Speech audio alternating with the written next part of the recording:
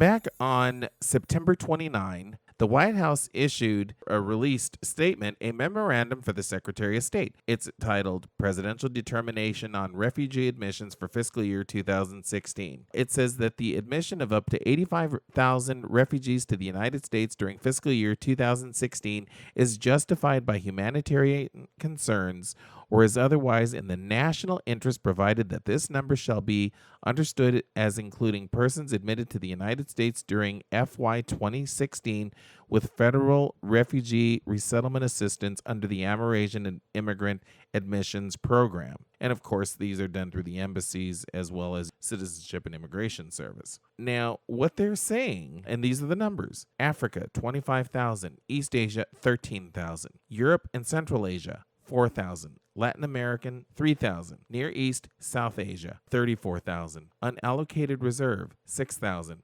The 6,000 unallocated refugee numbers shall be allocated to regional ceilings as needed. Now, I'm going to skip ahead on this because this is basically where they're bringing in these refugees. A, persons in Cuba. B, persons in Eurasia and the Baltics. C, persons in Iraq. D, persons in Honduras, Guatemala, and El Salvador. E, in exceptional circumstances, persons identified by a U.S. embassy in any location.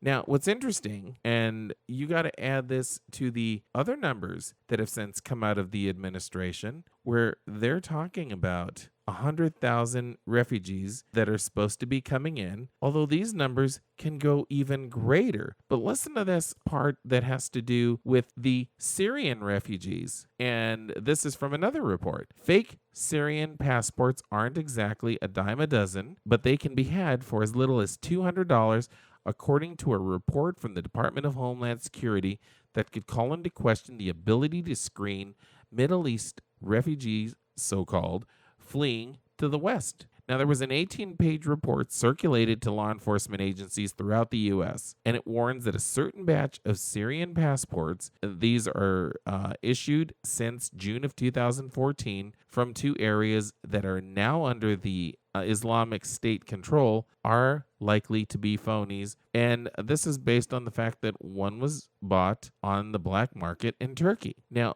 in a direct quote from this, it states the lack of ability to verify information with the Syrian government about how many passports may be vulnerable for exploitation in former provincial and regional government buildings will make attempts to analyze the scale of the problem difficult. And this report was developed with intel from Homeland Security investigations and the State Department. And what they're saying is that, and this is also something that's broken, ISIS is using its own passport printing machines to basically generate these bogus documents with covers printed in Russia and then selling them between $200 and $400. Now, intel agencies have flagged some 3,800 counterfeit Syrian passports and will add data on another 10,000 fake Syrian passports intercepted recently in Bulgaria, and they were on their way to Germany. I mean, that is a massive amount. Now, on top of this, and this is coming from sources to the New American, these sources are indicating background checks.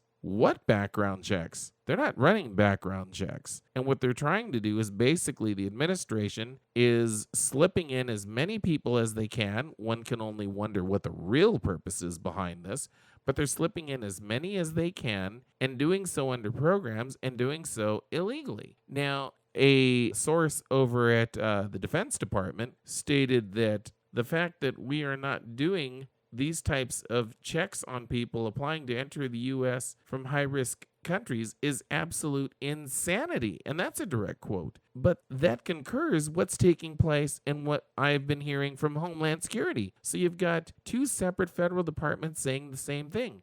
Background checks? What background checks? There aren't any.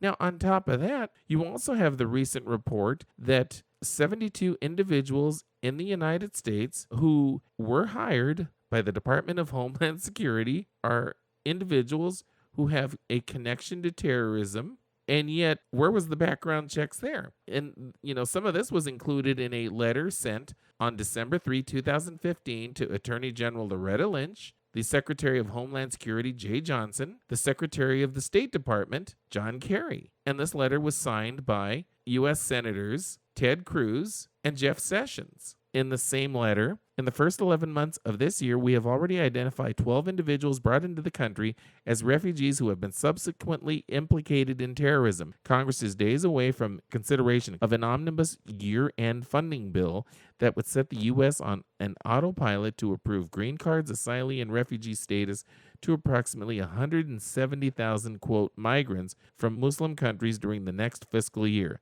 170,000. Remember, the administration just talking about Syria was talking 100,000. Now we're talking 170,000. Go back to September, and you've got another amount. Now, this is what the DOD source called insane, considering background checks. What background checks?